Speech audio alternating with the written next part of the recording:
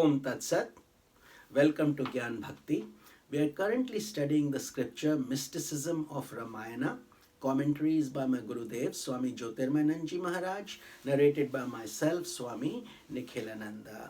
We are currently on Kishkinda Kand, and yesterday we studied Hanumanji as a young baby jumping and trying to get the sun. So today let us see the mystical meaning of that profound episode. Hanuman is one of the most majestic and inspiring figures in the story of Rama.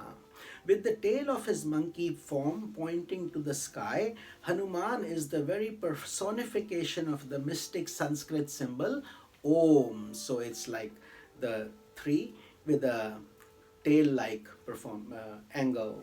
So it makes Om, which is the profound holy name before every mantra in Sanatan Dharma. Although Hanuman is represented as a monkey because he belongs to the realm of the mind and senses, he certainly is no ordinary monkey. In most people, the mind and senses are like monkeys, ever distracted and jumping from one thing to another. However, when one has unfolded the Hanuman within, all externalized tendencies easily come under his lordly control. By the power of Hanuman, the energy of operating in the plane of mind and senses is integrated, controlled, and channelized towards generating Shubha Sanskaras or pure impressions. Hanuman is symbolized by Atmabal, the power which enables one to go beyond the world of relativity. The dazzling sun that he was ready to devour as an infant represents the total enjoyments of the world of relativity or bhoga. A similar symbolism is adopted in the Hindu tradition when an aspirant receives initiation into the sannyasa, the order of renunciation. At that time, the initiate is asked to look at the sun, representing the entire realm of time and space, and imagine that the sun is trembling before his own spiritual effulgence. Hanuman symbolizes sadhana shakti, the power created by constant sadhana or spiritual discipline. He represents the spiritual strength that develops in an aspirant through satsanga, austerity, and persistent practice of the yamas and niyamas, the ethical restraints and observances. That spiritual strength is a blend of faith, purity, devotion, and insight.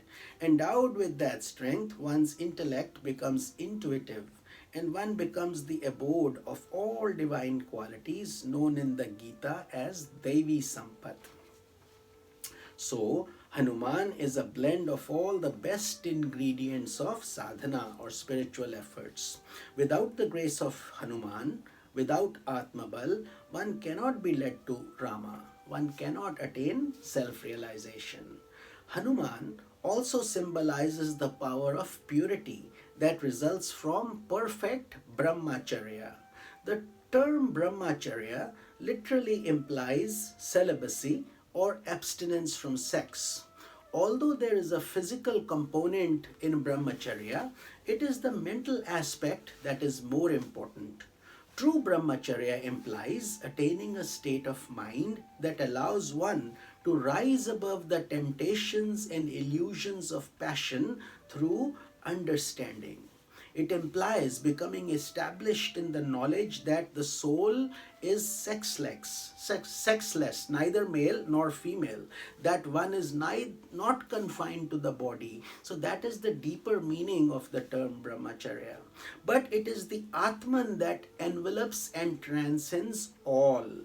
With the channelized energy or power of purity that results from such brahmacharya, one can successfully root out the demons of ignorance within one's lifetime.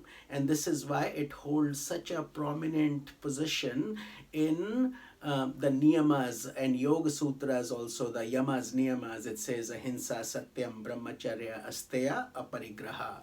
So these practices are for serious disciples if we are trying to walk on the path to self-realization. The story of Jambavan's awakening of Hanuman is a powerful reminder that Hanuman's immense spiritual power is hidden or sleeping in every individual. Every soul is essentially Sat Chit Ananda, existence, knowledge, and bliss, absolute.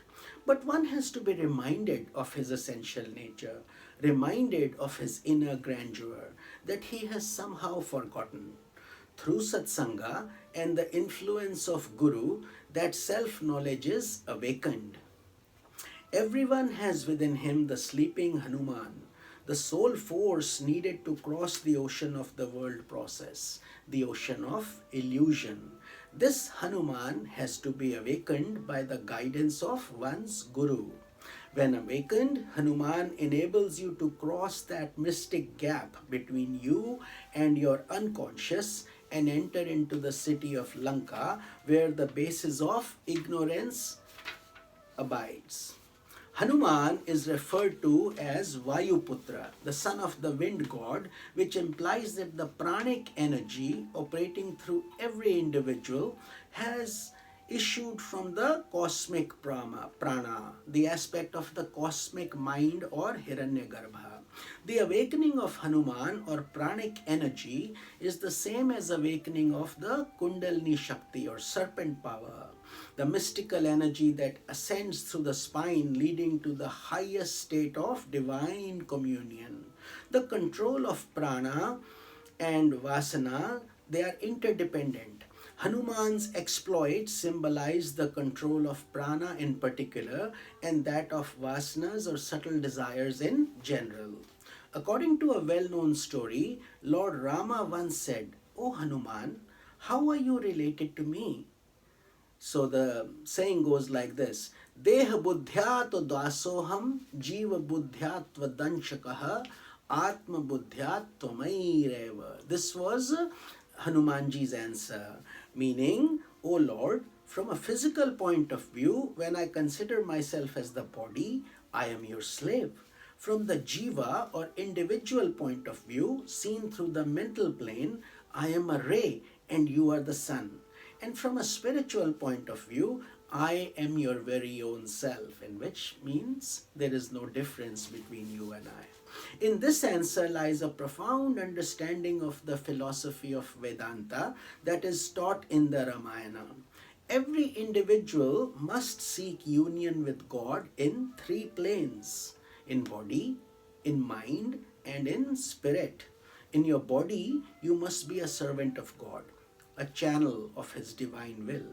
In your mind, you must be a ray of God, and the divine power must radiate through your thoughts and feelings. In your spirit, in the depths of your heart, you must discover your identity with God. That is the spiritual ideal of perfection embodied by Hanuman in the majestic role he plays in the Ramayana. So with this we conclude our satsang for today, and tomorrow we will start a very interesting chapter in the Ramayana, Sundar Kand. Sundar means beautiful, and it is a very exciting chapter. So I will see you in tomorrow's satsang. This is Swami Nikhilananda. Om Tat Sat.